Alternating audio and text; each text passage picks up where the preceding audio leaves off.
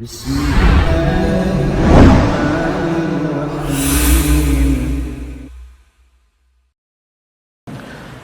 alhamdulillah, wassalatu wassalamu ala ashrafil anbiya wal mursalin wa ala alihi wa sahbihi wa man tabi'ahum bi ihsanin ila yaumiddin, amma ba'd. Ikhwani fillah rahimani wa rahimakumullah. Ya, sengaja hari ini kita bahas dulu Kitabul Jami' atau Jami' fil Iman. Ya, Bulughul Maramnya nanti malam insyaallah ta'ala. Ya. Kemarin terakhir kita bahas bahwasanya perkara salat sebagai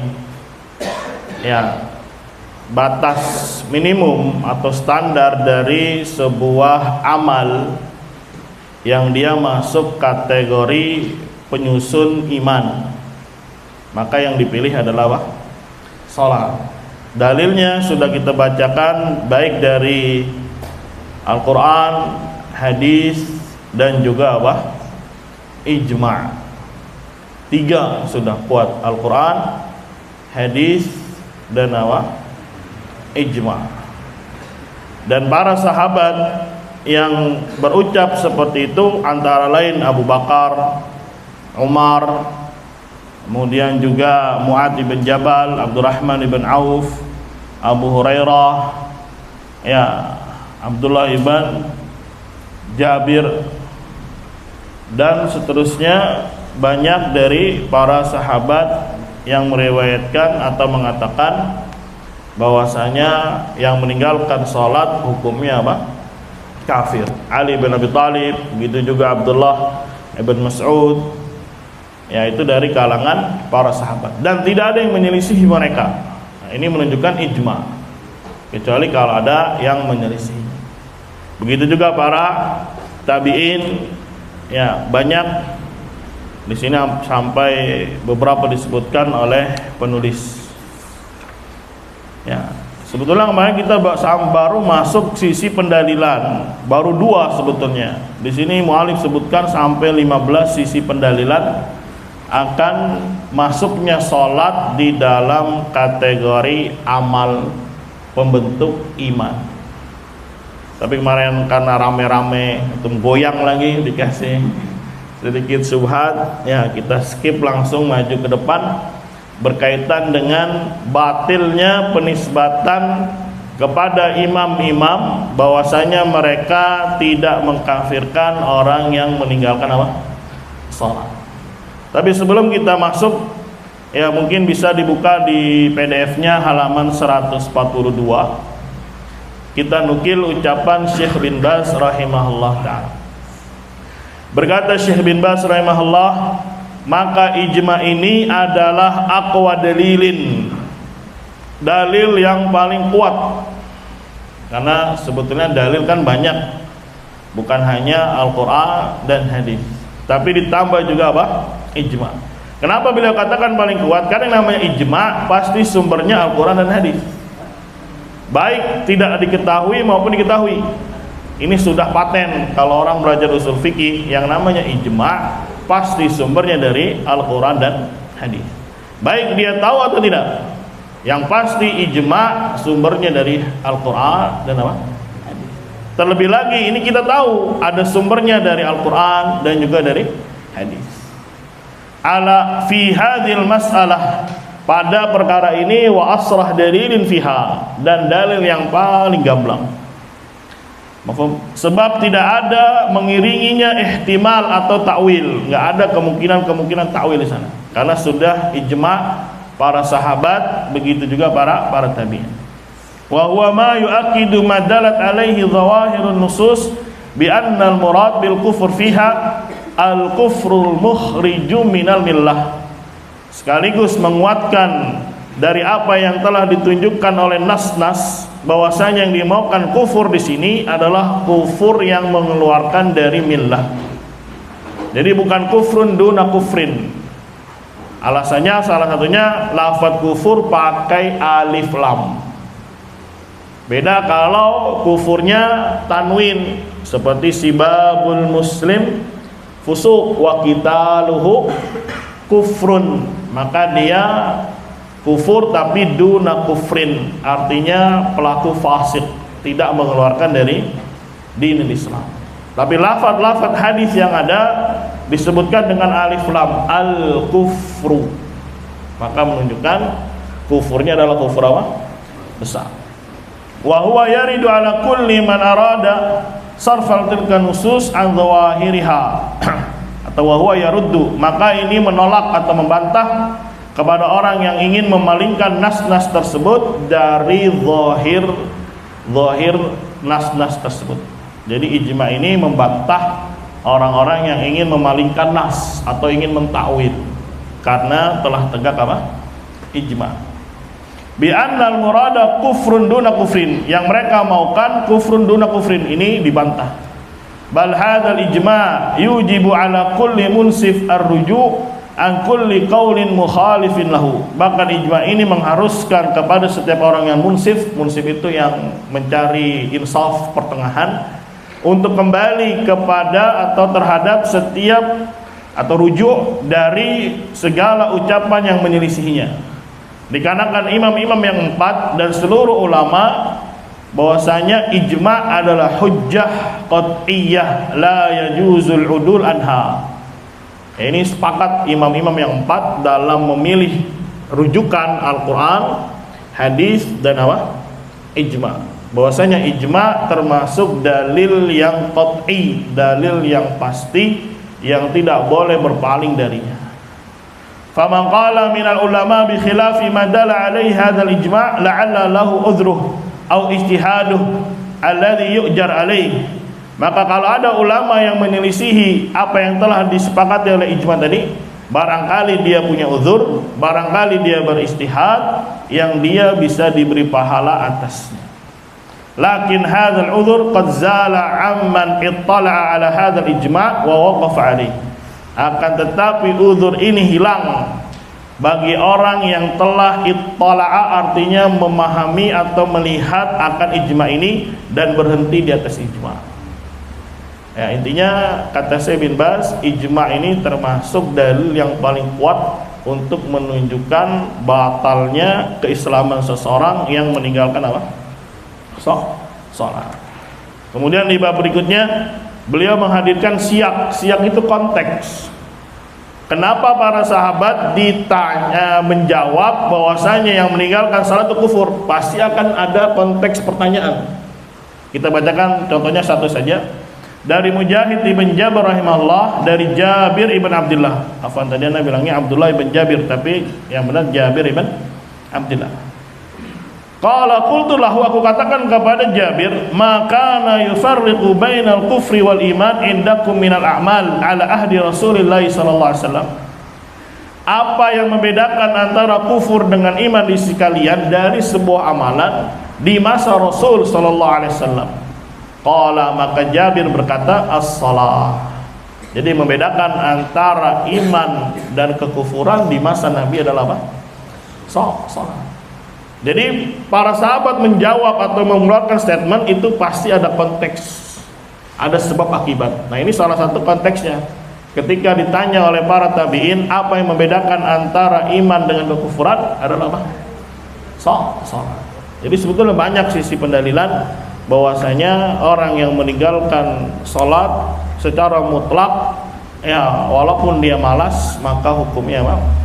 Keluar dari dinul Islam. Nah, kita masuk pembahasan inti. Kalau di PDF halaman 146. Halaman berapa? 146.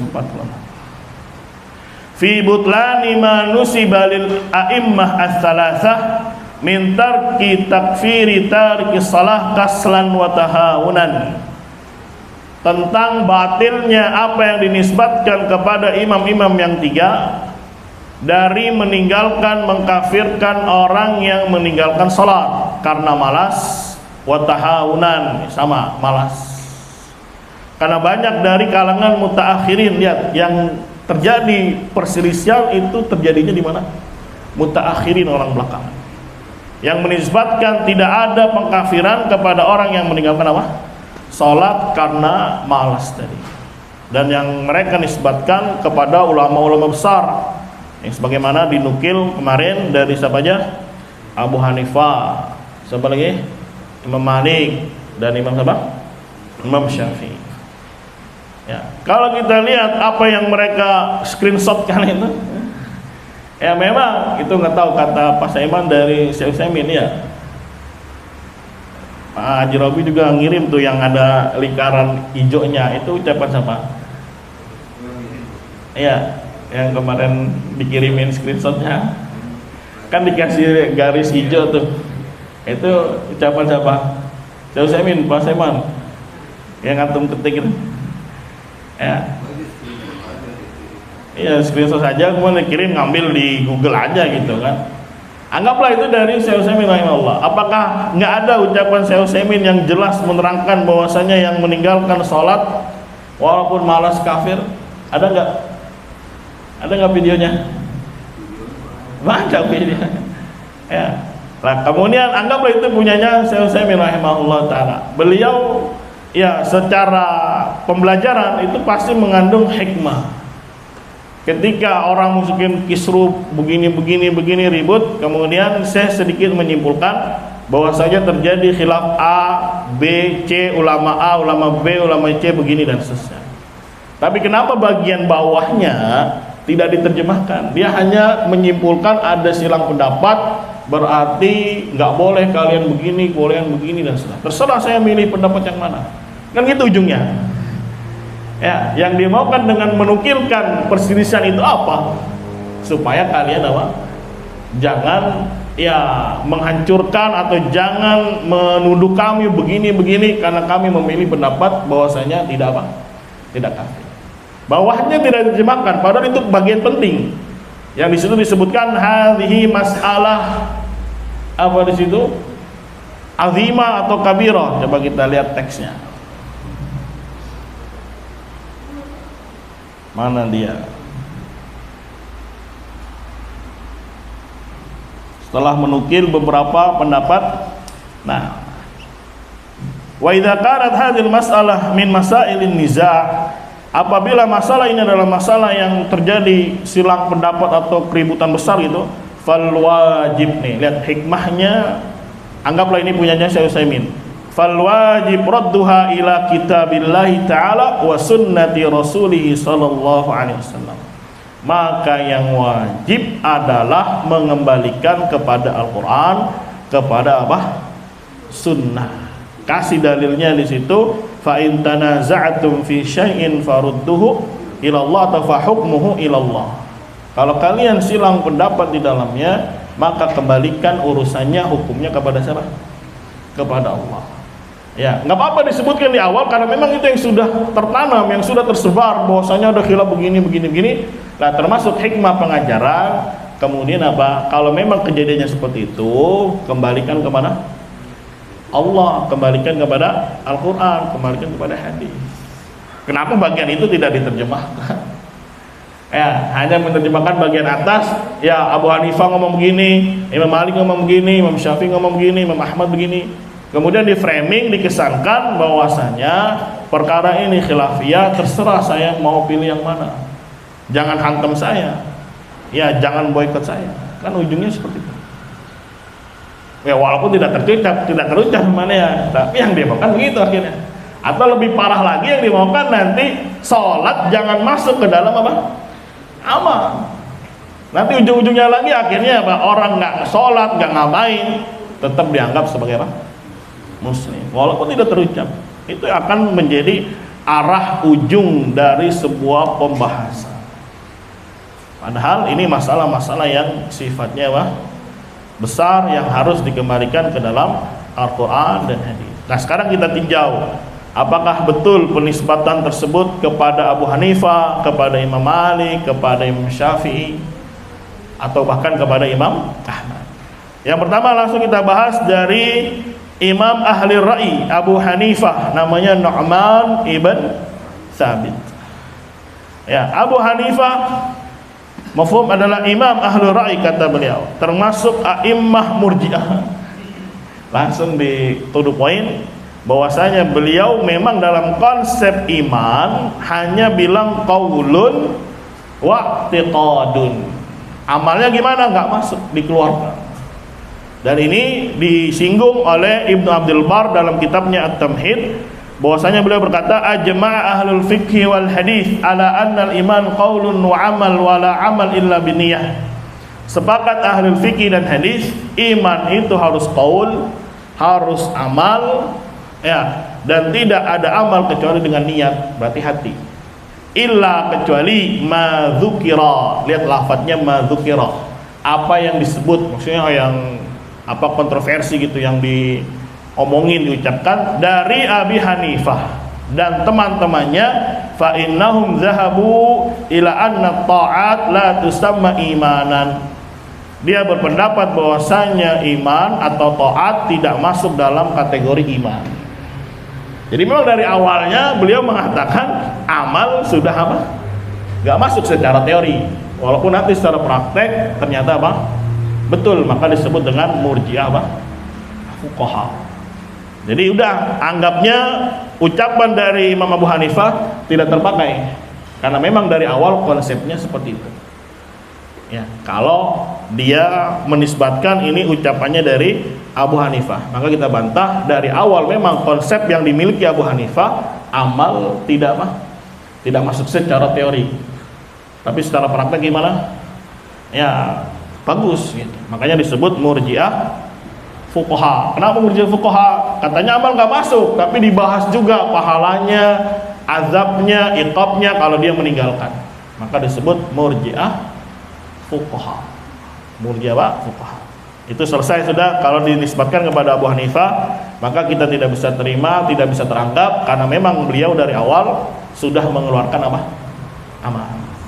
Nah, sekarang kita nukil dari Imam Malik rahimahullah ta'ala.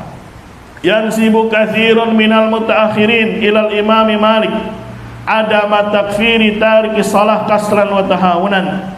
Banyak orang-orang mutaakhirin, lihat bahasanya mutaakhirin, orang belakangan yang menisbatkan diri kepada mazhab Imam Malik atau yang lainnya. Menisbatkan bahwasanya Imam Malik itu tidak mengkafirkan orang yang meninggalkan salat karena malas. Lah kan ini cekcok besar ya antara murid-muridnya atau pengikutnya Imam Malik. Maka secara naluri, secara fitrah, yang antum ambil dari belakangan atau orang terdekat dengan Imam Malik, kira-kira seharusnya misalkan ada saya satu, terus murid-muridnya bilang A, bilang B, maka di ilmu mustalah saja diajari ketika terjadi silang pendapat di bawah, maka ada murajjihat. Murajjihat itu sisi penguat, kita pilih yang mana. Maka salah satu murajjihatnya pilih murid yang paling dekat, karena biasanya setiap guru, setiap syekh itu memiliki murid-murid terdekat. Seperti nanti Imam Syafi'i punyanya murid terdekat siapa? Al-Muzani. Ya, Imam Malik punya Abdul Malik ibn Habib dan seterusnya. Ya, punya Ibnu Qasim dan seterusnya. Murid-murid yang terdekat yang bahkan mulazamahnya bukan hanya setahun 2 tahun, tapi apa? Tahunan, puluhan tahun. Bisa dipahami ya? Jadi cari yang terdekat. Misalkan antum dengar kabar begini-begini, dapatnya dari mana? Itu dari orang mana? Orang jauh. Lah atau secara naluri biar insaf, biar adil, maka cari yang paling jauh sumbernya atau yang paling dekat? Paling dekat lah. Ya, wah, ntar dulu nih ana langsung samperin orangnya nih. Itu karena dia yang terdekat, dia menjadi apa pemeran utama misalkan. Dia jadi sumber awal cerita. Ya, ngambil orang yang paling apa? Terdekat. Nah, begitu juga dalam hal ini coba kita kembalikan kepada peran orang-orang terdekat. Karena yang menisbatkan begini-begini dan begitu itu dari kalangan siapa? Mutaakhirin. Dan setelah dibahas dan diteliti, kata penulis, aku tidak mendapati sumber untuk ucapan ini. Jadi ucapan apa?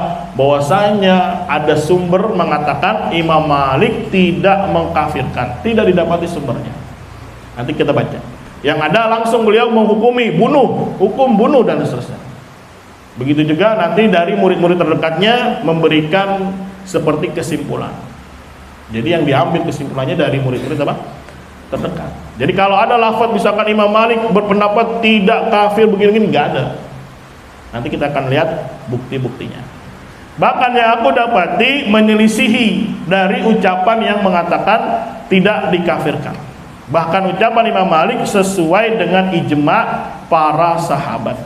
Dan ini yang paling layak karena diketahui Imam Malik orang yang paling syiddah, orang yang paling kuat, orang yang paling perhatian terhadap sunnah dan mengikuti para generasi apa? Salaf. Bukti yang pertama, di dalam kitab Muwatta'nya Imam Malik. Jadi Imam Malik punya kitab apa? Muwatta'. Ya, Muwatta' itu kumpulan-kumpulan apa? Hadis. Beliau meriwayatkan dari Khalifah Umar ibn Khattab radhiyallahu anhu. Apa hadisnya? La hadza fil Islam liman tarakas salah. Tidak ada bagian di dalam Islam bagi orang yang meninggalkan apa? Salat. Ini ucapan Umar diriwayatkan oleh Imam Malik dalam kitabnya apa? Muwatta'. Kemudian, maka bagaimana mungkin Imam Malik menyelisihi hadis yang beliau riwayatkan? Sedangkan beliau sendiri yang meriwayatkan, ya di dalam riwayat tersebut ada bentuk pengingkaran dari Imam Malik kepada orang yang mengambil ucapannya Ibrahim Nakhai ketimbang mengambil ucapannya Umar radhiyallahu anhu. Jadi ada dua pendapat nih, Umar sama Ibrahim al-Nakhai dalam perkara-perkara lain. Kemudian beliau Imam Malik mengingkari ya orang yang mengambil pendapatnya Ibrahim, padahal dia tabi'in. Ya kenapa meninggalkan ucapannya apa? Umar. Ini dalam perkara-perkara fikih, apalagi dalam perkara salat. Pasti beliau lebih kencang apa pengingkarannya gitu ketika ada orang yang menyelisihi ucapan dari Umar ibn Khattab. Jadi ini bukti pertama, di dalam kitab Muwatta' Imam Malik meriwayatkan dari jalan-jalannya sampai kepada Umar. Umar berkata apa? La hadza fil Islam liman tarakas salah. Tidak ada bagian sedikit pun dari Islam untuk orang yang meninggalkan apa? Salat. Ini dalam kitab Muwatta'nya. Kemudian bukti yang kedua, termasuk yang diriwayatkan juga dalam kitab ini dari ada yang namanya Ibnu Abi Zaid Al-Qayrawani, namanya Abdullah ibn Abi Zaid. Abdullah ibn Abi Zaid lahir pada tahun 310. Lahir 310 apa? Hijriah. Walaupun dia tidak dapatin Imam Malik, tapi disebutkan dalam biografinya beliau adalah imam mu'tabar, imam yang teranggap di kalangan Malikiyah. Beliaulah orang yang perhatian mencari ucapannya Imam Malik dan mengumpulkannya, sampai beliau diberi gelar Malik kecil. Siapa? Ibnu Abi Zaid Al-Qayrawani, termasuk ulama Malikiyah yang lahir tahun 310 apa? Hijriah. Saking perhatiannya terhadap ucapan Imam Malik, dikumpulin semua akwal-akwal Imam Malik sampai dapat gelar apa? Malik kecil. Penghargaan untuk Ibnu Abi Zaid karena mengumpulkan pendapat-pendapatnya Imam Malik, sehingga julukannya siapa? Malik kecil, Malik Sogir. Ya, dulu anak punya teman namanya Muhammad. Ya, Muhammad apa? Muhammad Sogir. Kok Sogir? Iya, abang saya Muhammad Kabir. Bisa aja. Emang benar namanya Muhammad apa? Sogir, Muhammad kecil. Ternyata dia punya abang namanya Muhammad Kabir. Ya, jadi Ibnu Abi Zaid punya kitab namanya An-Nawadir wa Ziyadat. Nawadir itu perkara-perkara yang jarang orang ketahui, itu namanya nawadir. Wa Ziyadat, dan tambahan-tambahan ala ma fil mudawwanah min ghairiha minal ummahat, terhadap apa yang tersusun ya dari selainnya di dalam kitab-kitab induk. Ya, beliau nukil di sana dari Imam Malik bahwasanya Imam Malik mengkafirkan orang yang meninggalkan salat. Jadi sekali lagi, Ibnu Abi Zaid gelarnya apa? Malik kecil. Beliau senangnya apa? Sukanya mengumpulkan ucapan-ucapan Imam Malik. Beliau punya buku namanya An-Nawadir Waziyadat. Nawadir itu perkara-perkara jarang muncul, jarang orang paham, jarang orang ketahui. Dan beberapa tambahan dari apa yang ada di dalam kitab-kitab induk. Kitab-kitab induk itu ya seperti Bukhari, Muslim, Abu Daud, Tirmidzi dan lainnya.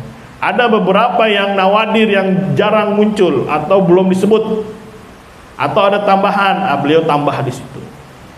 Salah satu isinya beliau tambahkan dari Imam Malik akan pengkafiran beliau kepada orang yang meninggalkan apa? Salat. Salah satu buktinya, beliau berkata dalam kitab Utbiyah. Utbiyah itu kitab yang berisi tentang riwayat-riwayat dari Imam Ahmad dari jalur Utbah, maka disebut kitabnya Utbiyah.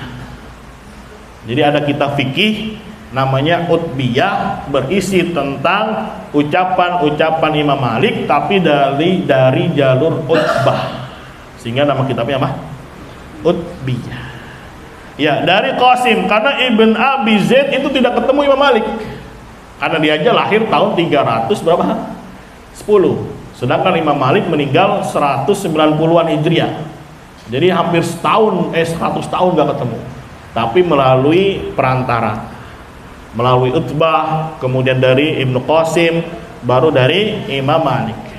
Jadi dalam kitab Utbah itu salah satu tadi kumpulan-kumpulan riwayat tapi dari jalurnya siapa? Utbah. Ya, berkata Ibnu Qasim dari Malik. Jadi Imam Malik berkata, "Wa man taraka shalah qila lahu shalli."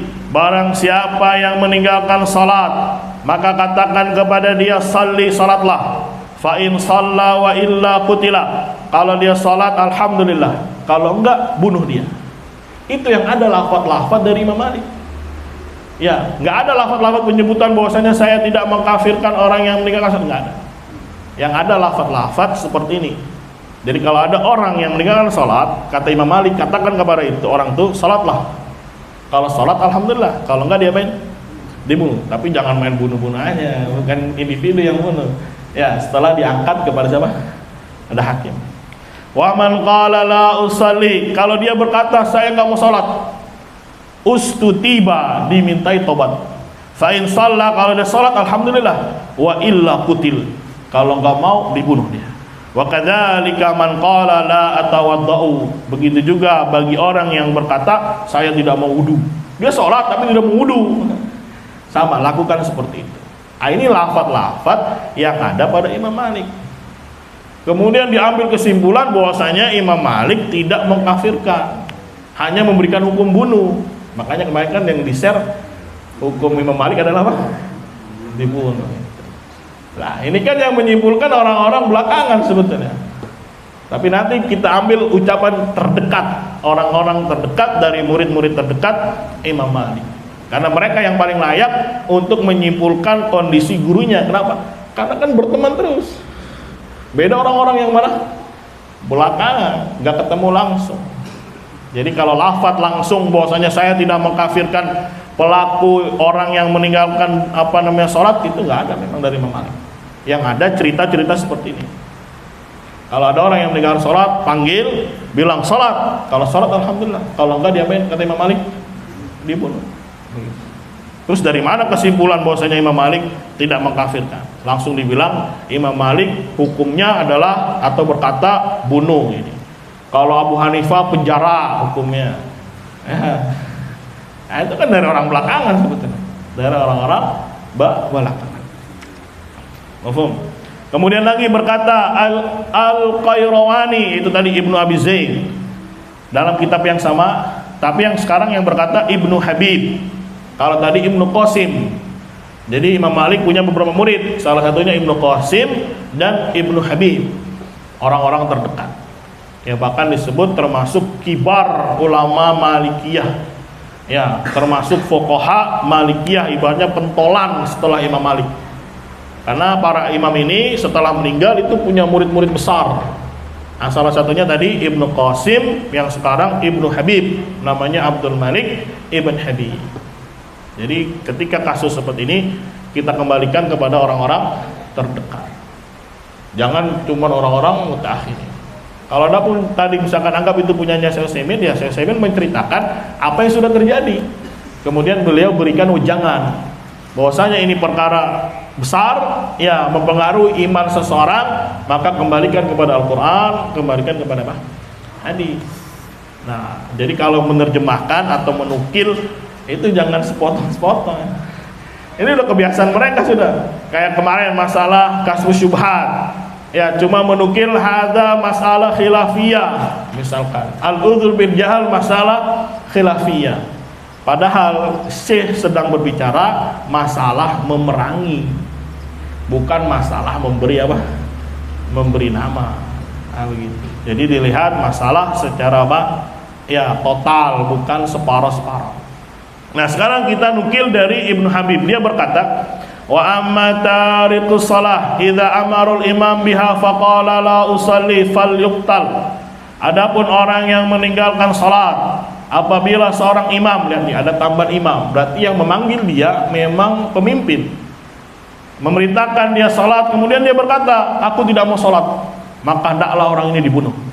Wala yu'akhkhar ila ma bainahu wa baina akhiri waqtiha, enggak usah diakhirkan sampai ya antara dia dan akhir waktu, enggak usah, langsung segera. Wal yaqtul li waqtiha atau wal yuqtal li waqtihi, hendaklah dia dibunuh di waktu itu, ya di waktu dia meninggalkan apa? Salat. Enggak usah ditunggu akhirnya, misalkan zuhur memang dia bisa dijamak dengan asar, berarti akhirnya maghrib, enggak usah ditunggu, kata Imam Malik. Langsung diapain? Langsung dibunuh di tempat. Tapi kalau yang manggilnya siapa tadi? Imam, bukan antum lihat wah ini enggak salat nih, siap main sikat tangan. Kata Ustaz. Lah ini lafaz-lafaz dari Imam Malik. Ya, tidak ada lafaz yang sorry yang jelas bahwasanya saya tidak mengkafirkan orang yang meninggalkan salat, enggak ada. Hanya dipahami oleh orang-orang belakangan. Langsung. Qala, nah ini yang berkata Ibnu Habib, wa huwa bitarkiha kafir. Nih orang terdekatnya Imam Malik yang menyimpulkan dari ucapan Imam Malik bahwasanya meninggalkan salat hukumnya kafir.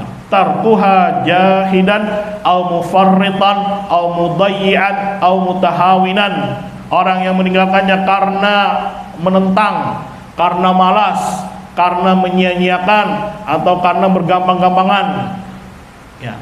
Jadi ditaklik ucapannya Imam Malik oleh muridnya sendiri Al-Malik Ibn Habib, murid terdekat. Setelah Imam Malik memberikan hukum begini, kemudian dikomentari oleh muridnya bahwasanya yang meninggalkan salat hukumnya apa?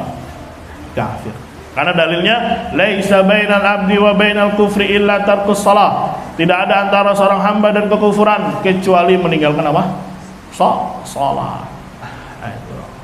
Itu lafaz-lafaz yang ada pada Imam Malik. Jadi memang lafaz-lafaz yang ada dari Imam Malik langsung memberikan hukum. Ya, tidak lazim berarti kalau langsung memberikan hukum Imam Malik tidak menghukumi di awal, nggak begitu konsepnya. Ini hanya dipahami oleh orang-orang belakangan. Adapun murid-murid terdekatnya seperti Ibnu Habib yang menegaskan yang meninggalkannya adalah apa? Kafir. Lanjut ucapan Imam Malik juga. Adapun orang yang diangkat perkaranya kepada hakim, kemudian berkata ana usolli, aku sholat, tarokahu, imam meninggalkan dia, ya udah biarkan dia. Jadi misalkan ini namanya si muslim nggak sholat, dipanggil ke hakim, terus diinterogasi, dia bilang ya saya siap, saya mau sholat. Maka kata hakim atau hakim bertindak apa? Tinggalkan dia. Fa'in ada, kalau dia mengulangi ila tarkiha farufiya ilaihi amarahu biha faraja'a faqala an usalli falyu'aqibhu. Tapi kalau dia ngulang lagi meninggalkannya, diangkat ke hakim, hakim menyuruh dia untuk sholat, kemudian dia bilang ya saya sholat, maka hendaklah orang ini diiqab. Jadi diiqab untuk yang kedua kali. Kalau baru pertama dilepas selama dia mau sholat. Tapi kalau yang kedua kali lagi dia tinggalkan, diangkat ke hakim, terus dia bilang ya saya siap sholat, maka kata Imam Malik apa? Hukum dia. Wa yubalik fihi bidharb wasijn, dan pertegas dia dengan pukulan dan penjara. sampai jelas taubatnya dia dan dia terus-menerus mengerjakan salat. Ini lafaz-lafaz yang ada pada Imam Malik. Apakah ada lafaznya Imam Malik bilang tidak mengkafirkan? Enggak ada. Itu kesimpulan orang-orang mutaakhirin. Tapi kesimpulan dari murid-murid terdekat jelas menegaskan Imam Malik mengkafirkan orang yang meninggalkan apa? Salat. Ya, lafaz yang lainnya. Kalau imam berkata atau orang ini berkata tatkala iqaf itu sudah tertangkap dia. La usalli, aku enggak mau salat. Qatalahu, maka imam harus membunuh dia. Wa in aqarra biha, meskipun orang itu mengakui kewajiban salat, tidak usah dimintai tobat, kata beliau. Kalau dia bilang saya tidak mau salat. Wala yuakhiruhu an waqti tilka shalah sa'atan. Jangan dia mengakhirkan untuknya dari waktu salat walaupun sesaat. Langsung bunuh. Illa ma bainahu wa baina akhiri waqtiha. Kecuali apa yang ada antara dia dengan akhir waktunya. Maksudnya kalau zuhur ya udah sampai asar. Enggak usah sampai belakang. Ini pendapatnya siapa? Imam Malik. Kira-kira kalau hukumnya seperti ini, kesimpulannya berarti Imam Malik nggak main, mengkafirkan atau tidak? Ya, anggaplah tidak tertulis ya. Tapi kan kita punya dalil murid-murid terdekat. Ya, ada juga murid-murid belakangan, tapi kan jauh. Maka kita pilih yang mana? Yang jauh atau yang dekat? Yang dekat gitu maksudnya. Makanya Ibnu Abi Zaid tadi menghadirkan dari Ibnu Qasim dan juga Ibnu Habib, termasuk murid-muridnya Imam Malik rahimahullah. Terangkan. Ya, begitulah seluruhnya berkata. Siapa aja? Mutarrif, Ibnul Majishun, Ibnu Abdul Hakam, kemudian Asbaq dan yang lainnya dari Ibnu Qasim, dari Imam Malik secara mujmal umum tanpa diringkas. Ya, itu murid-muridnya Imam Malik semuanya yang meriwayatkan seperti itu. Jadi tidak ada lafaz-lafaz saya tidak mengkafirkan. Yang ada memang langsung memberikan apa? Hukum. Tapi tadi dijelaskan oleh Ibnu Habib bahwasanya meninggalkan salat hukumnya apa? Kafir. Dan dia termasuk murid terdekat dari Imam Malik rahimahullahu taala. Jadi paham ini ya. Jadi kan simpang siur nih. Orang-orang belakangan bilangnya Imam Malik tidak apa? Mengkafirkan. Yo, kalau gitu kita cek mana lafaz-lafaz dari Imam Malik. Ternyata di Muwatta Imam Malik meriwayatkan jalurnya sampai ke Umar bin Khattab. Umar bin Khattab berkata apa? La hadza fil Islam liman taraka salat. Tidak ada bagian pada Islam untuk orang yang meninggalkan apa? Salat. Itu dalam kitab beliau sendiri. Ditambah lagi ya dari murid-muridnya meriwayatkan ya hukum dari Imam Malik. Dan juga ada keterangan dari Ibnu Habib bahwasanya ya Imam Malik rahimahullah mengkafirkannya. Jadi kembalikan kepada siapa? Murid-muridnya yang terdekat. Begitu. Jadi jangan cuma ambil screenshot dari Google bahwasanya ya Imam Malik begini hukumnya, bahwa Imam begini. Ah, tuh ada silang pendapat tuh, ayo mau ngapain? Ya, anggap itu betul ada silang pendapat. Nah, ini ujian juga. Apakah kaulnya mereka itu maksum? Ya kan namanya silang pendapat. Terus dijadikan semua silang pendapat boleh teranggap, boleh diambil. Enggak begitu konsepnya. Ya, makanya nasihat terakhirnya diterjemahkan juga. Kembalikan kepada hukum Allah, kembalikan kepada Rasul. Begitu. Dan sudah kita baca bagaimana dalil-dalil dari Al-Quran, dari hadis, begitu juga apa? Ijma'. Nah itulah ujiannya. Mau ikut siapa? Mau ikut salaf atau yang belakangan? Ya, anggaplah dia mau ikut Imam Malik. Ya Imam Malik bagian apa? Tabi'in bukan? Ya dia generasinya tabi'in. Masih ada yang lebih besar yaitu sahabat, begitu juga Bang, tabi'in yang mereka sudah ijma. Walaupun ternyata ya klaimnya mereka enggak tepat. Yang mengklaim Imam Malik tidak mengkafirkan ini tidak ada nasnya. Tidak ada apa? Nas. Itu dari siapa? Dari Ibnu Abi Zaid. Sekarang kita nukil dari Ibnu Abdul Bar. Beliau punya kitab At-Tamhid. At-Tamhid ini ya termasuk fikih Malikiyah. Ya, Ibnu Abdul Bar itu mazhabnya Malikiyah. Beliau tinggalnya di Andalus. Beliau meriwayatkan dari Muhammad ibn Ali, qala haddatsana Yunus ibn Abdul A'la, qala sami'tu Ibnu Wahab yaqul, qala Malik. Imam Malik berkata, man amana billah, barang siapa yang beriman kepada Allah, wa saddaqal mursalin, membenarkan para utusan Allah, wa aba an yusalla atau yusalliya, dan dia menolak untuk salat, kutila, dibunuh. Itu lafaz-lafaz yang ada pada Imam Malik. Ya, emang ada lafaz Imam Malik tidak mengkafirkan? Kan enggak ada. Dari mana dapatnya? Itu orang belakangan aja menyimpulkan. Tapi Imam Malik berucap ini, man amana billah, barang siapa yang beriman kepada Allah, membenarkan rasul-rasulnya, dan menolak untuk salat, kutila, maka dia diapain? Dibunuh. Ya, wa bihi qala Abu Thawr wa jami' ashabi Syafi'i wa huwa qaul Makhul wa Hammad ibn Zaid wa Waqi'. Dan ini pendapat dipilih juga oleh Abu Thawr, dan begitu juga mayoritas orang-orang Syafi'iyah, qaulnya Makhul, Hammad ibn Zaid dan Waqi'. Ya, jadi orang yang menolak untuk salat diapain? Dibunuh. Tidak ada lafaz bahwasanya saya tidak mengkafirkan, enggak ada. Itu hanya ya kesimpulan orang-orang mutaakhirin. Tapi murid-murid terdekat tidak seperti itu sikapnya dari apa yang diucapkan oleh Imam Malik rahimahullahu ta'ala. Ini aja gampang ya, kalau antum ngerti konsep iman, kan ada qaulun, ada i'tiqad, terus ada apa? Amal. Ya, antum gabungkan juga dengan konsep la ilaha illallah, nafi dan apa? Isbat. Kalau nafi berarti amal jelek, kalau isbat berarti amal apa? Bagus. Misalkan qaul, amal bagusnya apa? Bersyahadat. Maka amal jeleknya apa? Mencela, menghina, ya, dan seterusnya. Ucapan-ucapan kufur. Seimbang kan? Ada yang baik, ada yang apa? Ada yang buruk. Nah, sekarang i'tiqad, apa i'tiqad yang bagus? Meyakini Allah di atas arsy, Allah yang esa untuk disembah dan seterusnya. I'tiqad yang buruknya apa? Ya, keyakinan-keyakinan yang batil, seperti menyatakan Allah itu adalah alam semesta, misalkan. Seperti ucapannya Rozi itu. Ya, dia bilang sebetulnya makna la ilaha illallah, la ma'buda illallah, tidak ada yang disembah kecuali Allah. Berarti semua yang disembah adalah Allah, kata dia. Hanya saja ada yang sempurna menyembahnya, ada yang tidak sempurna. Siapa yang sempurna? Menyembah Allah. Yang tidak sempurna menyembah sapi, menyembah itu hakikatnya menyembah Allah, kata dia. Nah, ini widatul wujud ini. Hati-hati, ini widatul wujud. Bahwasanya Allah menyatu dengan apa? Alam semesta. Sini Om ya. Akhirnya kan keyakinan buruk nih. Nafi dia nggak boleh ada, kalau ada rusak ini. Nah, sekarang amal. Kalau ininya kosong, tapi ininya ada nih. Imam Malik, Imam Abu Hanifah yang menegaskan bahwasanya pelaku syirik besar, nyembelih untuk Nyi Roro Kidul, nyembelih untuk jenazah, kan kafir nih. Di sininya kosong, nggak ada amal yang baiknya.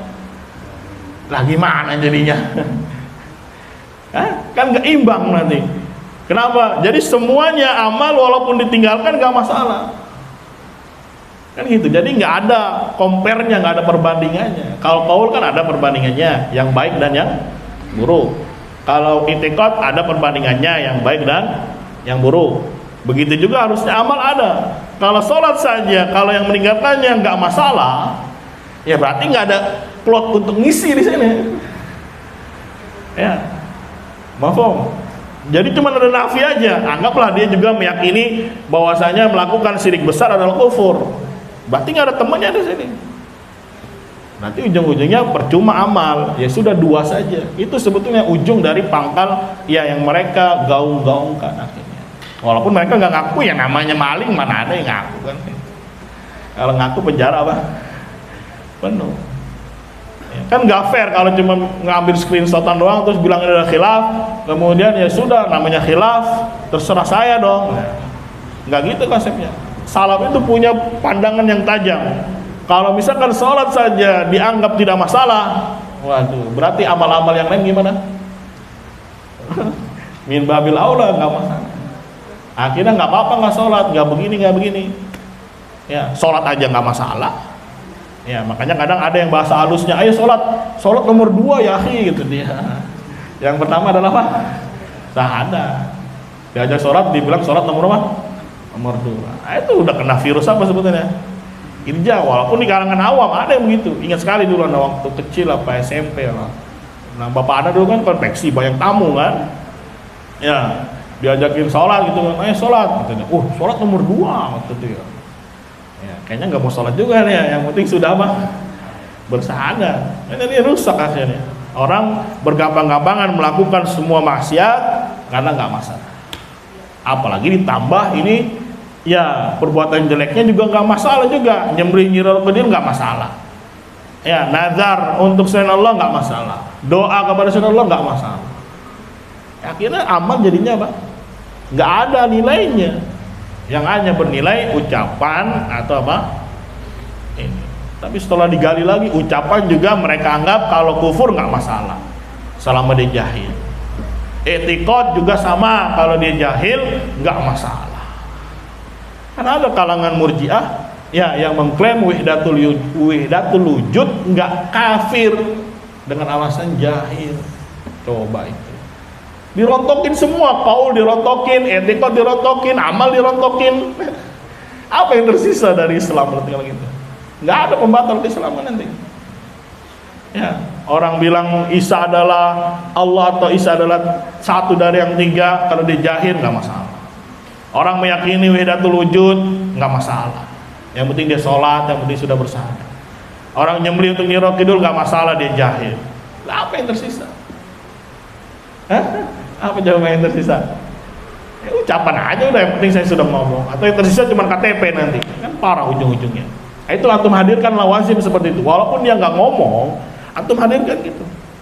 Kalau misalkan orang berkata kufur nggak masalah, orang yang berkeyakinan jelek nggak masalah, orang yang beramal jelek nggak masalah, terus apa yang ada pada diri dia dari Islam? Antum tanya balik. Ya itu kalau dalam ilmu psikologi namanya gaslighting. Apa namanya gaslighting? Nah, antum kasih dia lawazim batil supaya dia mikir gitu. Ya, lihat orang mencela Allah, mencela Rasulullah nggak masalah, gara-garanya apa? Jahil. Padahal yang namanya mahabbah, ta'zim itu perkara yang fitrah. Kalau orang menisbatkan kepada sesuatu pasti memuliakan. Iya enggak? Orang kita aja sama bapak kita ihtiram luar biasa. Coba bapak antum disebut-sebut dulu lagi sekolah. Padahal nggak dikatain nih, cuma disebut aja. Marah nggak? Marah. Ya, apalagi ini Tuhan kita, Rob kita, Nabi kita dijelek-jelekin terus dia diam aja. Nah, ini kan ada masalah berarti. Atau orangnya yang pelakunya, katanya dia Islam, cinta kepada Allah, tapi kenapa Allahnya dicela, Rasulnya dicela, ayat-ayatnya dicela. Terus sama orang-orang murjiah nggak apa-apa, dia jahil. Gitu juga ada etikot yang sangat mendasar, bahwasanya Allah adalah Robnya satu-satunya yang hak untuk disembah. Terus ada orang yang meyakini enggak kok, wali-wali juga bisa. Wali-wali punya kemampuan rububiyah dan seterusnya. Terus kita bilang nggak masalah, dia jahil.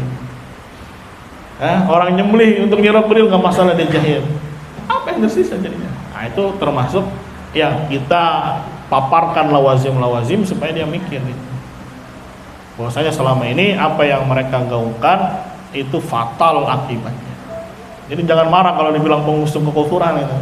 Ya, bisa jadi memang dia nggak ngerti, atau bisa jadi memang ada penyakit di dalam hatinya ketika dia menolak.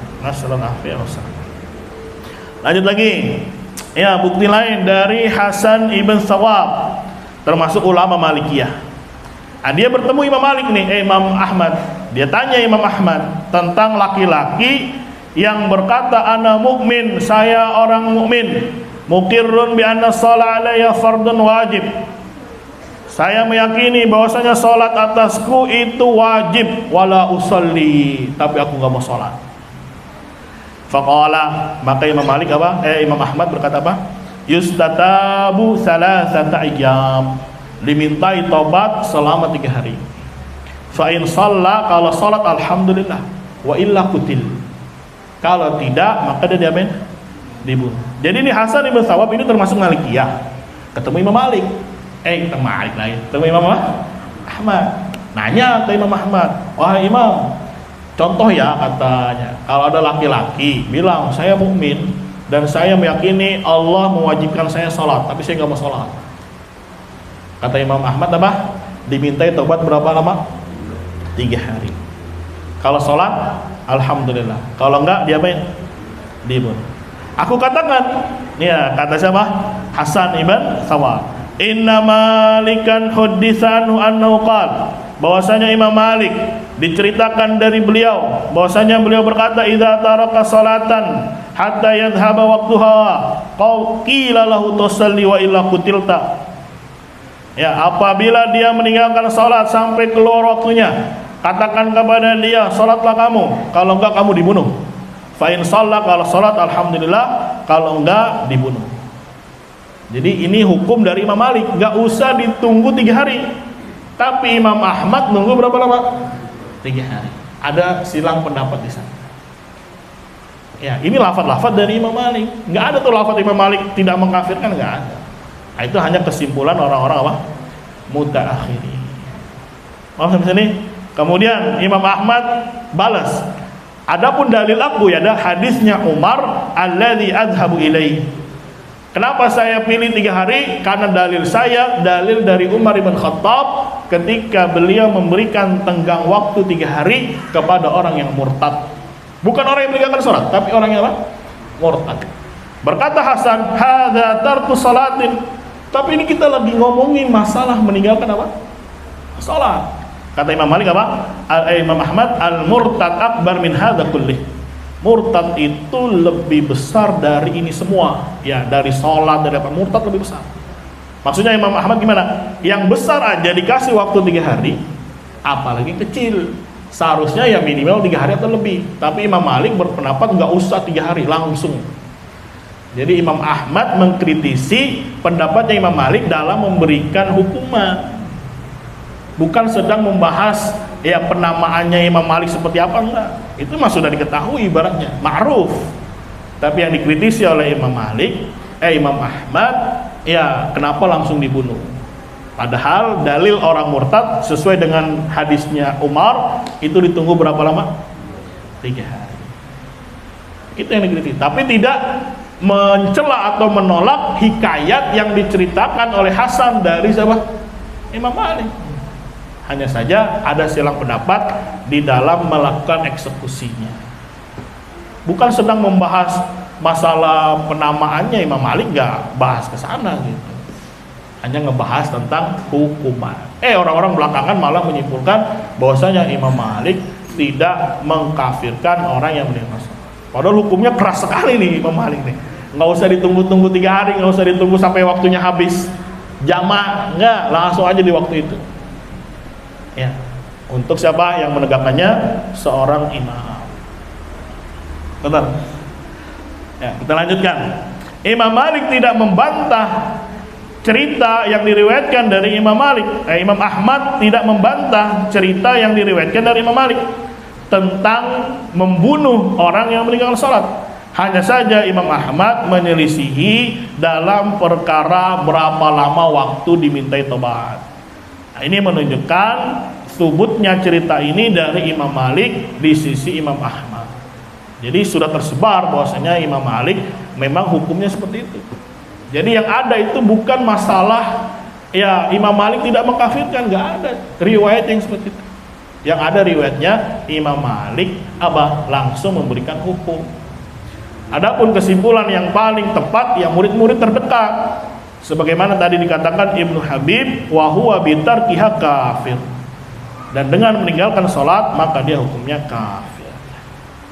Begitu. Ya.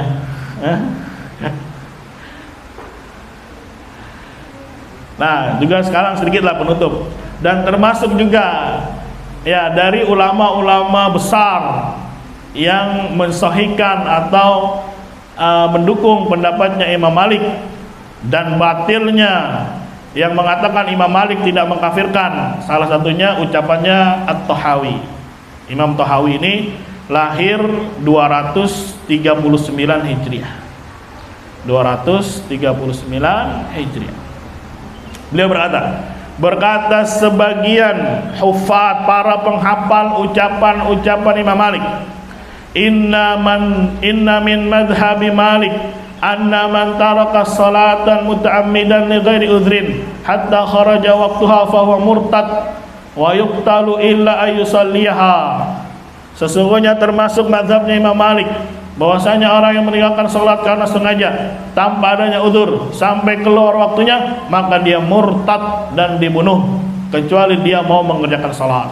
Dan ini juga pendapatnya Imam Syafi'i, kata Tahawi. Ya, kata siapa? Tahawi. Tahawi dulu belajarnya Malikiyah dia, kemudian pindah mazhab kepada Ahnaf. Ya, tadinya dia belajarnya apa? Malikiyah. Jadi dia berani ngomong bahwasanya Imam Malik pendapatnya itu mengkafirkan orang yang meninggalkan apa? Salat. Begitu juga pendapatnya Syafi'i, kata At-Tahawi. Begitu juga kata Imam Al-Lalikai dan yang lainnya bahwasanya mazhabnya Imam Malik itu adalah mengkafirkan orang yang meninggalkan salat muta'ammidan, sengaja atau malas. Jadi tidak ada tuh pelafatan Imam Malik saya tidak mengkafirkan orang yang meninggalkan salat, enggak ada. Ya, ini yang harus dipahami, yang harus diduduki ya jalur-jalurnya. Allah alam bisawab. Sama begitu juga kalau dari Imam Syafi'i dinukil dari Imam Muzani, murid terdekatnya juga sama seperti itu. Ya, mafhum? Ya, mungkin nanti bisa di screenshot, nanti diterjemahkan untuk Imam Syafi'i karena sudah lumayan panjang waktunya. Ya, apalagi Imam Ahmad memang masyhur, ucapannya banyak bahwasanya beliau mengkafirkan orang yang meninggalkan apa? Salat. Tapi uniknya, ya mereka ambil pendapatnya Imam Ahmad, dibilang punya 2 riwayat. Padahal kalau dicek, riwayat yang muhkam mengkafirkan, sedangkan riwayat yang tidak mengkafirkan itu masih abu-abu ya, riwayatnya. Yang diambil yang mana? Yang abu-abu.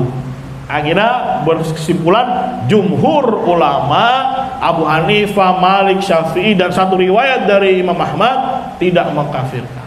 Nah, ini kan nggak fair namanya, tanpa melihat ke asal masalah. Ini memang berat kalau jadi detektif. Ini kan gimana jadi detektif? Ya, walaupun kita nggak mampu untuk membahasnya, tapi banyak para ulama yang sudah membahasnya secara insaf, dikembalikan kepada murid-murid terdekat Imam Malik, Imam Syafi'i, bahkan Imam Ahmad. Ya, jadi memang ada riwayat dari Imam Ahmad yang muhkam, yang jelas, yang banyak mengkafirkan orang yang meninggalkan sholat. Adapun yang tidak mengkafirkan ini masih ya ihtimal ada atau tidak, sahih atau tidak. Tapi kenapa ini yang dipakai? Sedangkan yang banyak dibuang. Bisa dimami ya. Ini sebetulnya alasan-alasan mereka saja supaya ya jangan masukin sholat pada kategori amal. Nanti apa yang dimasukin? Ini kan kita kasih plot ya. Ini ucapan, ini i'tiqad, ini amal. Nah sekarang yang paling besar aja sholat, kalau ditinggalkan nggak masalah. Berarti apa yang akan diisi di sini? Apa yang ada di sini? Nggak ada ujung-ujungnya. Ya, terbuang udah kosong. Orang meninggalkan sholat nggak masalah. Akhirnya cari-cari dalil, khilaf ini akhi. Tuh lihat tuh Abu Hanifah ini dan seterusnya. Ya, cuma segitu doang, screenshotan aja, nggak mau lihat sumber masalahnya. Bagaimana mendudukan masalahnya secara proporsional. Ya, kalau ini dibuang, tinggal apa berarti itu? Tinggal 2. Ya, tapi kalau ada ucapan yang jelek di sini masuk, nggak masalah. Ya, misalkan ini air putih, antum masukin comberan, nggak masalah. Ya, ini i'tiqad, masukin comberan lagi, nggak masalah. Terus apa yang terjadi? Apa yang ada pada Islamnya seseorang? Akhirnya walaupun dia berbuat apapun, ucapan i'tiqad, selama sudah bersahadat, mengenal Allah, muslim mukmin, selesai. Ya enak kan mazhabnya? Ini mazhabnya Murji'ah seperti itu. Ya, coba aja antum kalau dia lari ngalor ngidul, antum juga ngalor ngidul lagi gituin. Ya sekarang kalau orang mencela Allah dan Rasulnya gimana menurut antum, gituin aja, tanya lagi balik. Ya, apa jawaban dia kira-kira? Nanti mencela ada 2, ya ada kufur lisan, ada kufur hati. Kalau kufur lisan gak masalah. Ya, tapi kalau sampai kufur yang mana? Hati itu masalah. Nah ujung-ujungnya nanti kekufuran hanya di dalam apa? dalam hati. Ya, ada orang misalkan meyakini Allah di mana-mana atau Allah adalah alam semesta. Gimana? Kufur tak orang itu? Bingung pasti dia. Ya karena memang dari awal konsep imannya nggak jelas. Akhirnya kufur nggak ya? Waduh, ini masalah besar ya. Bingung dia. Oh, jelas-jelas kufur ini menghancurkan i'tiqad ini. Meyakini Allah ya adalah alam semesta. Nggak ada yang mengatakan seperti dari kalangan Nasoro, dari kalangan Yahudi, nggak ada. Kecuali dari kalangan filsafat ya yang diserap oleh orang-orang Mu'tazilah dan yang sekelompok dengan mereka. Ya, masa alam semesta ini Allah SWT, gimana ceritanya? Ya, sedahsyat-dahsyat, sengeri-ngerinya apa ini? Nasoro aja masih bilang Allah itu zat sendiri, nyatu masuk kepada siapa? Isa. Gak berani mengatakan Allah masuk kepada si A, si Fulan, gak berani. Hanya berani kepada siapa? Isa. Ini dengan sadar tanpa pengaruh alkohol ya menyatakan Allah Subhanahu wa taala apa? Bersatu dengan alam semesta. Jadi kalau orang nyembah sapi, nyembah pohon, nyembah matahari, pada hakikatnya sedang nyembah siapa? Nyembah Allah. Ditanya bagaimana hukum orang ini? Waduh, jangan dah, berat dah. Nah, karena dari awal konsep imannya apa? Berantakan. Ya, padahal udah jelas-jelas ini air putih, akidah yang bagus dicampur air apa? Yang paling najis air apa lah? Comberan, najis, yang lainnya lagi pokoknya masuk sini. Dibilang nggak masalah, nggak apa-apa dah, minum aja. Ya, nggak gitu konsepnya. Ya, wallahu a'lam bishawab. Ada pertanyaan sampai sini baru.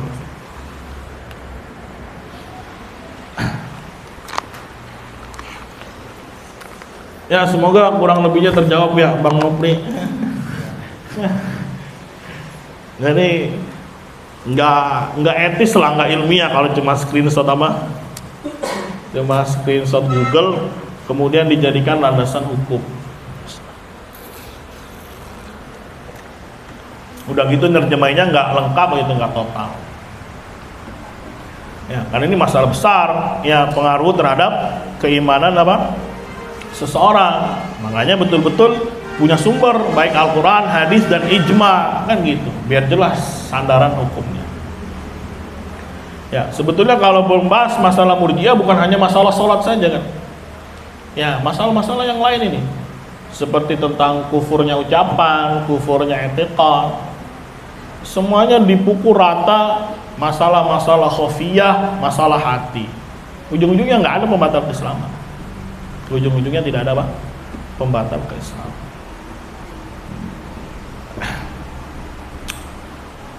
Fadhal, ada yang mau ditanyakan? Silakan.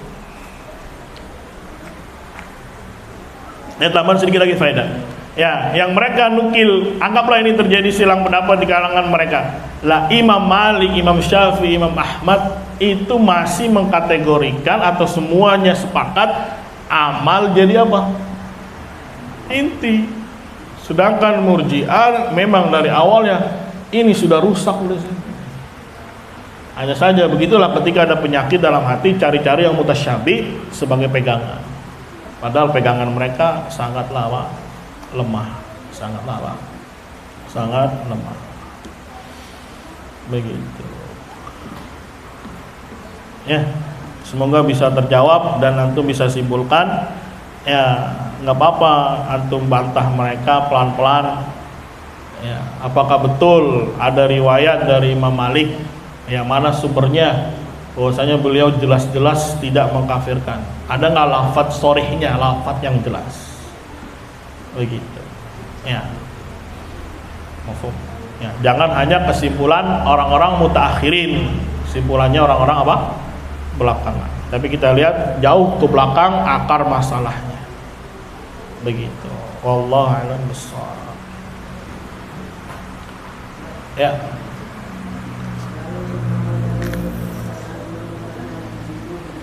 Gimana?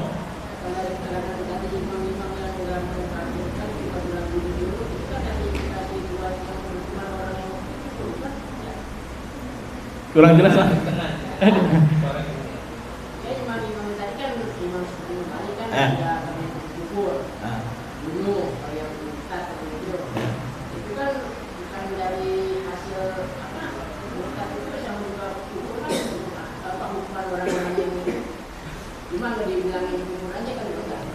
Nah, memang kalau hukum bunuh itu tidak selamanya gara-gara kafir, bisa jadi gara-gara yang lain kan. Tapi kan di sini nggak ada lafaz sharih bahwasanya Imam Malik mengucapkan seperti itu, kufur atau tidak kufur, hanya langsung memberikan apa? Hukuman. Nah, kemudian yang menyimpulkan kan biasanya murid-muridnya. Ya, kok kenapa Imam Malik ini memberikan hukum bunuh ini? Kira-kira apa motifnya? Murtad atau bukan murtad kan gitu kan? Ya, kalau orang-orang belakangan bilangnya bukan murtad itu, hanya hukuman had saja. Nah, tapi murid-murid terdekat mufhum ya mengatakan Imam Malik berpendapat ya kufur sehingga dibunuh. Begitu. Apa? Iya, memang agak ada ucapan sorihnya dari Imam Malik, cuma kan disimpulkan dari korinah yang ada, dari indikasi yang ada. Akhirnya yang menyimpulkan adalah murid-murid terdekat. Tambah lagi tadi Tahawi sudah menegaskan bahwasanya Imam Malik termasuk orang yang bermadhab kafirnya orang yang meninggalkan apa? Salat. Kenapa dibawakan Tahawi? Karena Tahawi dulu madhabnya Malikiyah, kemudian pindah haluan kemana? Ke Ahnaf. Nah, itu. Jadi ibaratnya dia yang tahu gitu, yang ngerti. Karena Tahawi sedikit terpengaruh dengan pemikiran Irja juga. Jadi kayak nggak cocok gitu dengan pendapatnya Imam Malik bahwasanya orang yang meninggalkan sholat kafir. Akhirnya pindah haluan kemana? Ke Ahnaf, yang amal tidak masuk. Ya, Allah a'lam. Lagian juga anggaplah ini Imam Malik tidak mengkafirkan, kan tidak bisa dijadikan hujah. Anggap betul bahwasanya Imam Malik apa? Tidak mengkafirkan. Apakah Imam Malik hujah? Bahkan Imam Malik sendiri yang berkata, kulluna raddun wa yuqbal. Setiap kita bisa ditolak, bisa diapain? Diterima. Nah, inilah hikmahnya juga Allah takdirkan seperti ini supaya kita diuji mau ikut siapa. Ya, mau ikut generasi salaf dari sahabat atau orang-orang belakangan. Kan begitu. Sedangkan salaf dari kalangan sahabat dan tabi'in telah ijma'. Telah apa? Telah ijma', dan ijma' mereka itu hujjah qat'iyah, kata Syekh bin Baz tadi. Hujjahnya para sahabat itu adalah hujjah yang sangat kuat yang harus dipegang. Nah, itulah identik salaf kan seperti itu. Ya, kalau dia cumanya belakangan ya udah Al-Qur'an hadis tapi tidak sesuai dengan pemahaman salaf. Terserah dia mau memahami apa Al-Qur'annya, hadisnya mau dipahami apa, terserah dia. Nah, itulah ciri khas pengikut siapa? Pengikut salaf. Ya, terlebih kan banyak imam-imam itu juga udah ngomong, kalau ucapanku keliru, buang saja, lempar saja. Ya, ambil dalil, kan gitu. Dan sekali lagi ini juga hikmah, ya tidak ada seorang itu yang maksum kecuali Nabi Muhammad sallallahu alaihi wasallam. Hatta yang bicara ini juga masa iya betul semuanya kan enggak juga. Ya, karena bukan nabi, ya maka tidak maksum. Dipenuhi dengan cacat, kekurangan. Hanya saja ya kita membacakan kalamnya para ulama di dalam menjelaskan permasalahan-permasalahan. Wallahu a'lam bishawab. Fadhal, ada lagi ya? Ya. Kalau di Saudi sendiri kalau ada hukuman secara syariat. Nah, itu harus di-download itu hukum-hukumnya itu. Sepertinya ada. Dan memang nggak langsung dihukum kan. Kalau misalkan antum mau ngeliat teman nih nggak sholat nih, itu antum nanti yang lapor ke mahkamah. Nanti diusut dia, ada saksi-saksinya nggak dan seterusnya. Ya, tapi kalau misalkan antum nggak sanggup bawa dia ke mahkamah, terus antum yakini apa orang itu? Tunggu keputusan mahkamah dulu. Ya enggak juga. Misalkan nih ada orang Saudi nih, ya ada si Fulan sama Alan, si Fulan nggak sholat. Si Alan mau lapor nggak? Nah itu kan dia urusan dia tuh, mau lapor atau nggak mau lapor nggak. Tapi dalam bab penamaan si Alan ini, si Fulan ini karena nggak sholat gimana? Ya tetap ada di dalam hati. Tapi untuk menghukum dia, ya kan harus diangkat ke mana? Ke mahkamah. Terkadang kan nggak mau repot orang, males lah gue ngurus-ngurusin gini ya kan. Ya nanti gue disuruh datangin bukti, datangin dalil, repot. Nanti kalau nggak terbukti gue yang kena gitu. Nuduh orang sembarangan. Akhirnya dalam bab penamaan di dalam hati itu nggak bisa diingkari. Tapi untuk mengangkatnya ke mahkamah, ya itu kadang mungkin orang pikir-pikir gitu. Ya, misalkan orang menuduh zina, ya kan harus diangkat itunya ke hakim. Ya harus hadirin berapa bukti dia? Saksi 4. Kalau nggak bisa menghadirin 4 saksi, dia malah yang lapor, malah yang dihukum. Ya, kan ada kasus kita di Saudi atau di mana? Jadi ada suami istri, suaminya pergi kerja, nggak taunya nggak lama assalamualaikum, orang lain main masuk, main dibukain aja sama istrinya, masuklah orang jahat, nggak taunya diapain?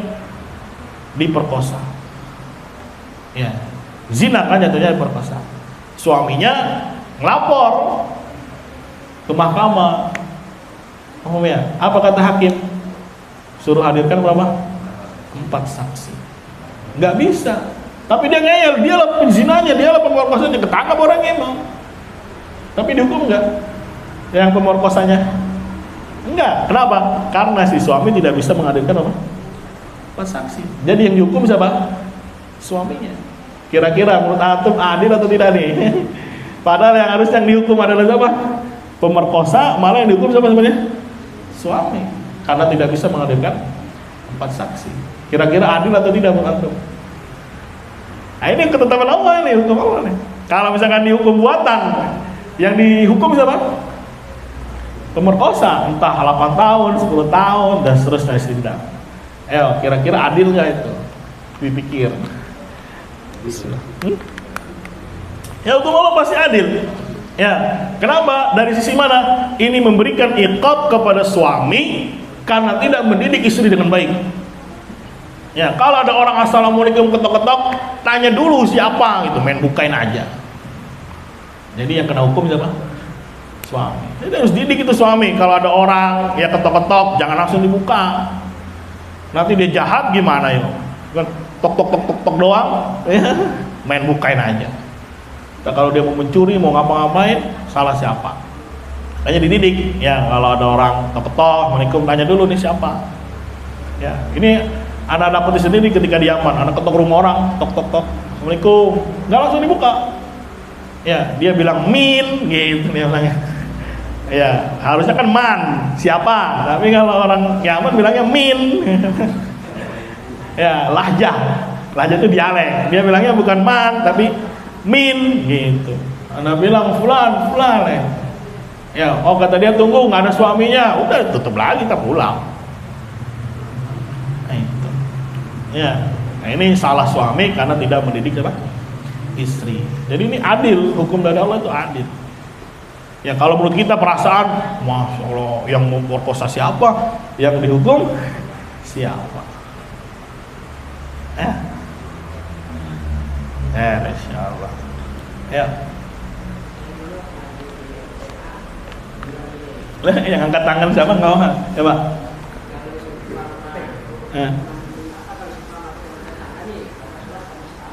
Gimana kalau?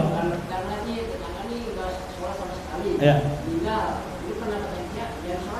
Iya.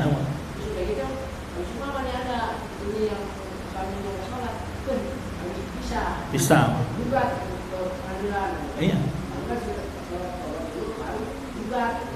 Nah, kayak begitu emang apa ketetapan fikihnya seperti itu. Ketika orang-orang yang tidak sholat, dan itu juga dibahas juga dalam kitab-kitab fikih. Ya, nggak usah disolatin. Ya udah, antum gimana? Ya udah, antum pergi aja. Kalau orang lain mau sholatin terserah dia itu mah. Yang penting saya tahu, yakin dia nggak sholat. Ya, ketika mati ya saya nggak sholatin dia. Selesai. Dan ini masih banyak kayak di Jawa itu kan MTA banyak tuh, di Klaten tuh. Tuh banyak itu. Kalau ada tetangga mati nggak diurus. Iya, kadang ada aja satu orang kalau takut bau bangkai kan, akhirnya diapain? Diurus, dikubur.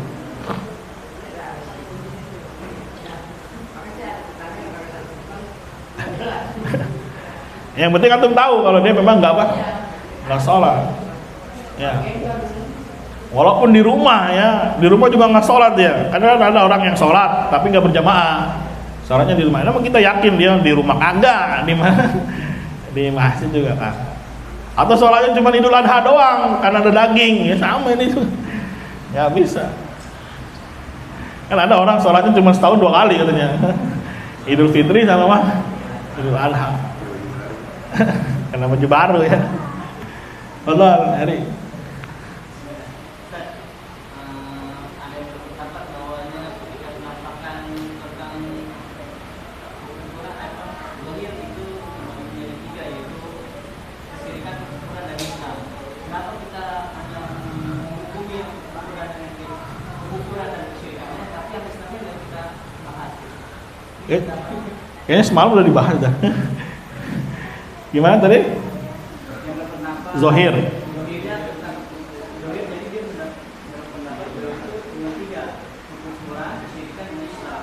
Nah, yang kita bahas kan di sini Kekufuran, terus kesyirikan. Oh. Ya, berarti dia nggak paham tauhid kalau begitu. Nggak ada nabi itu Pak berarti. Hah?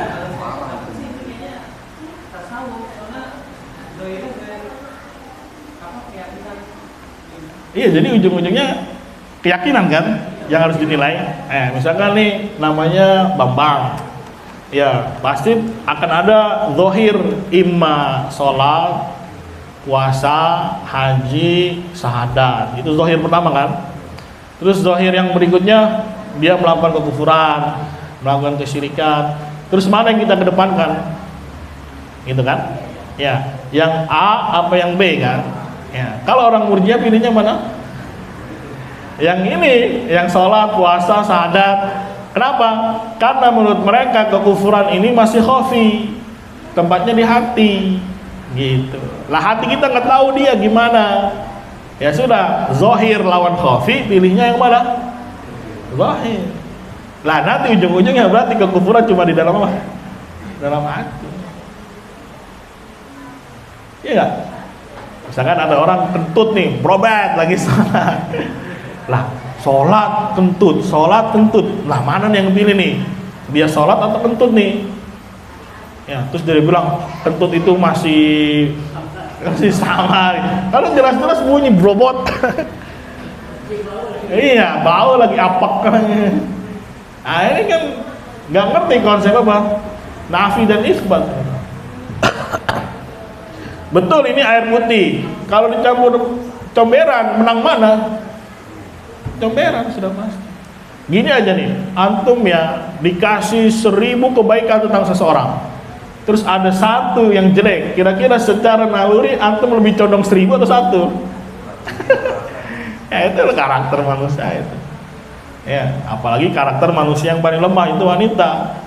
Makanya wanita kan kadang disifati dengan kufur kepada keluarganya, kepada suaminya. Ya, kamu mas tidak bisa memberikan apa-apa selama ini. Jitak palanya. Emang gue banting tulang buat siapa gitu kan? Peras keringat tuh siapa? Terus dibilang nggak pernah melakukan apa? Kebaikan sama sekali. Ya gara-gara satu perkara mungkin. Gara-gara masakan, gara-gara apa? Ya. Itu dalam perkara-perkara yang sifatnya duniawi seperti itu. Memang perkaranya kan hissi ya, maknawi. Kalau air putih sama comberan jelas kata dia, itu bisa dicerna dengan baik. Tapi maknawi juga sama kayak gitu. Ini perkara baik, perkara buruk masuk, memang tidak terlihat, tapi dihukumi oleh Allah Subhanahu wa taala, itu pun ya membatalkan semua amal dia. Lain asyrakta la yahbatanna amalu. Nah, jadi kan pola pikirnya gimana jadinya? Ini bagus, ini jelek. Yang mana ya? Nah, pasti dia perlu murajaat. Murajaat itu penguat sehingga dia bisa milih ini atau milih ini. Ya, akhirnya dia permainkan. Kalau yang ini ya khofi lah kata dia. Sekarang yang jelas yang mana? Puasa, sholat, syahadat dan seterusnya. Ya sudah, kita pilih yang mana? Yang ini. Kalau yang ini masih apa? Masih khofi. Ya ujung-ujungnya berarti kekufuran itu semuanya di dalam apa? Dalam hati. Ya dan namanya ahlul bidah nggak mungkin lah dia ngaku lah, nggak repot kalau ngaku ya orang kabur semua. Ya justru dipermainkan dengan kata-kata, dengan hiasan-hiasan. Ketahuannya gimana? Kalau antum debat, kalau antum diskusi sama dia, Nah, baru ketahuan dah belangnya dan terbukti ucapan para ulama. Cukup atau ada lagi? Cukup lah ya. Ya, semoga bisa dipahami bahwasanya penisbatan kepada imam-imam yang besar ini ya, kalau insafnya jangan diambil dari belakangan lah, gitulah secara kesimpulannya. Kita kembalikan kemana? Ke depan. Walaupun berat, kita nggak bisa bahas, tapi sudah dibukukan oleh para ulama, disusun dengan rapi dalil-dalilnya. Intinya tidak ada secara tegas Imam Malik mengatakan tidak mengkafirkan. Ya, walaupun ada juga tadi ya dari ucapan Tahawi dan juga Ibnu Habib. Ibnu Habib ini Abdul Malik Ibnu Habib termasuk ya ulama-ulama Malikiyah yang pertama-tama gitulah, yang terkemuka, bukan orang-orang belakangan. Wallahu a'lam bishawab. Semoga bisa dipahami. Kita akhiri subhanakallahumma wa bihamdika asyhadu an la ilaha illa anta astaghfiruka wa atubu ilaik. Wassalamualaikum warahmatullahi wabarakatuh.